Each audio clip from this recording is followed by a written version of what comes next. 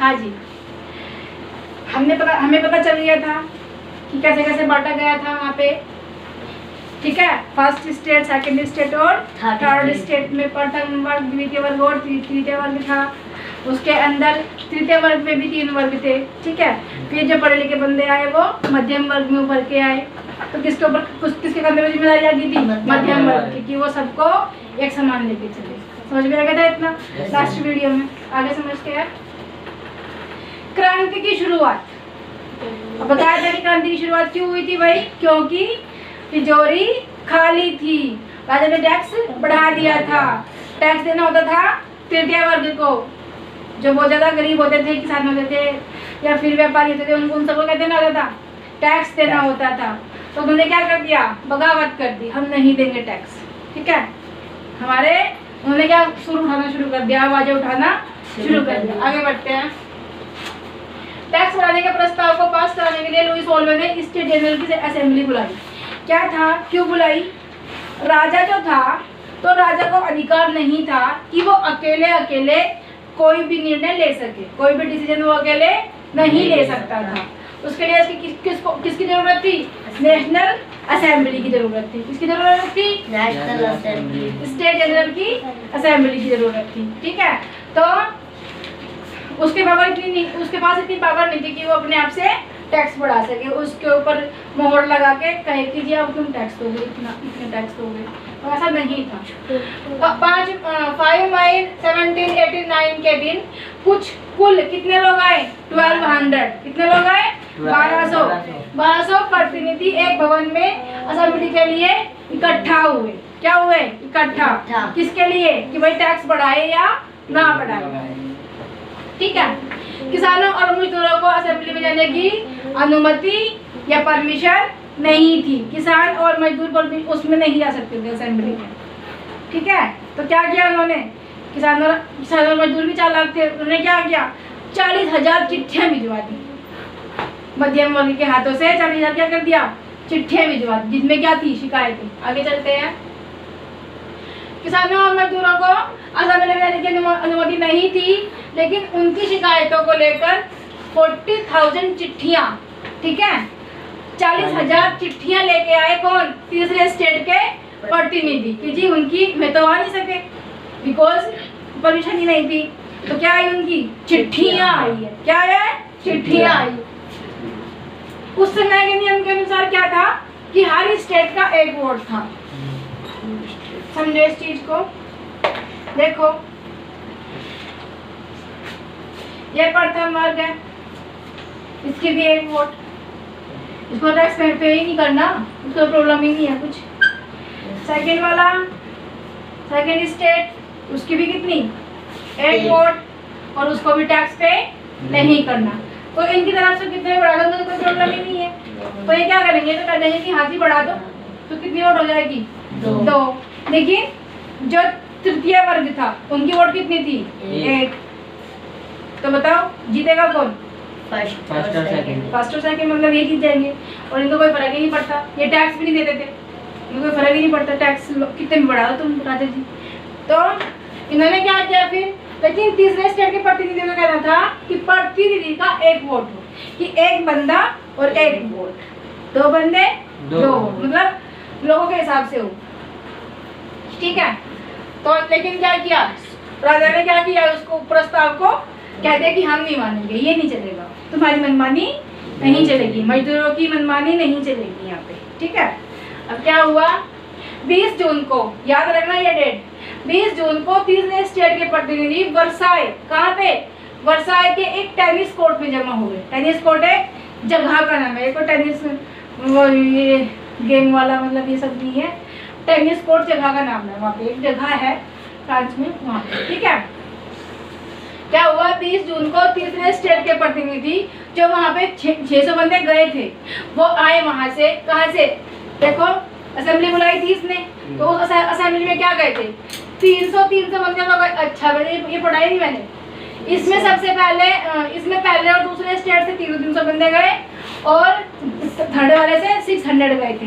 तो जो ये तीसरे स्टेट से 600 प्रतिनिधि गए थे वहाँ पे, उन्होंने क्या किया?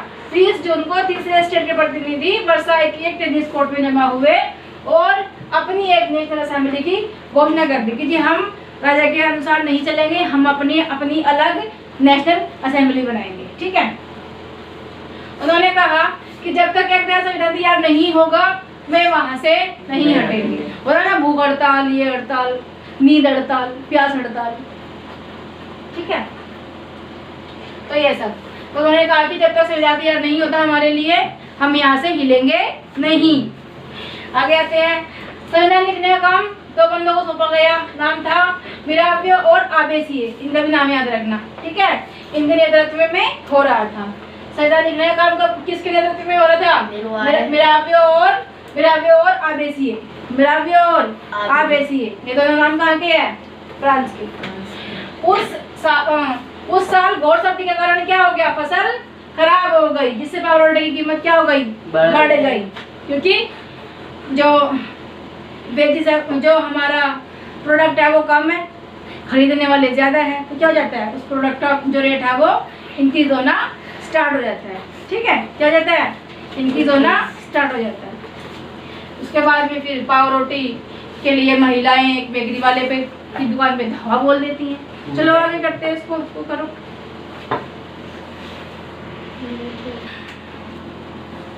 नेक्स्ट आ जाते हैं। उसके बाद क्या हुआ? सर्दी पड़ गई तो फसल खराब हो गई, फसल खराब हो गई तो पाव रोटी की कीमतें बढ़ गई, क्योंकि प्रोडक्ट कम था और खरीदने वालों की संख्या ज्यादा थी। इसलिए एक दिन महिलाओं ने एक बेकरी पर धावा बोल दिया। वहाँ की सारी बेकरी से सारी पाव रोटी वगैरह खाने के लिए, भाई से भूखे आए इंसान, कुछ तो करेंगे। ठीक है, तो उन्होंने उसको लूट लिया और लेके चले गए अपने घर खाने के लिए। विरोध को कुचलने के लिए पहले से सेना बुलाई गई। किसने बुलाई? सेना किसने बुलाई? राजा ने। कि जो उत्पाद मच रहा है इसको कंट्रोल करने के लिए किसको बुलाया? सेना को बुलाया गया। उसके बाद इससे आतंकित होकर किसानों ने गांव में किलों पर हमला कर दिया। किले मतलब महल। अच्छा, उसी समय एक अफवाह फैल गई कि सेना को आदेश दिया गया कि फसल को बर्बाद कर दो, तहस नहस कर दो। अफवाह अभी बताया था कि बहुत जल्दी फैल जाती है। अफवाह क्या होता है? बहुत जल्दी फैल जाती है। तो अफवाह फैल गई कि राजा ने बोला है कुछ तो सर्दी का खराब होगी फसल, लेकिन जो बची कुची फसल है उसको भी बर्बाद कर दो। तो इससे परेशान हो गए, क्या किया? किसानों ने गाँव में किलों पर हमला कर दिया। जो उनके हाथ में आया, जैसे वो कहता है, बाहुबली कहता है उसमें मूवी में कि अपने हाथों को हथियार बना लो, अपनी सांसों को आंधियों में तब्दील कर दो, है ना।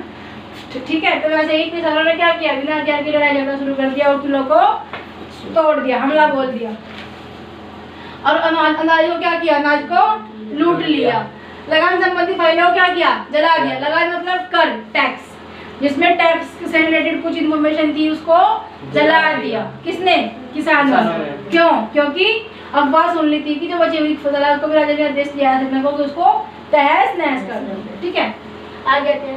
उस आंदोलन में कई लोग मारे गए और कुछ पड़ोसी देशों में भाग गए। क्या हुआ भाई? यहाँ पे तो बचा नहीं जा सकता। ठीक है, क्या करेंगे? दूसरे पड़ोसी देशों में चले गए, कोई इधर कोई इधर कोई इधर कोई इधर, कहीं भी चले गए। ठीक है, आते हैं आगे। आखिरकार क्या हुआ कि लुई 16 ने अपनी हार मान ली कि ठीक है बाबा तुम्हारी चलाएंगे, और नेशनल असेंबली को मान्यता देने के लिए वो तैयार हो गया। लेकिन उसमें उसके बहुत सारे नियम थे कि ये होगा तो ये होगा तो ये होगा। आगे पढ़ते उसको। तैयार हो गया। ठीक है, 4 अगस्त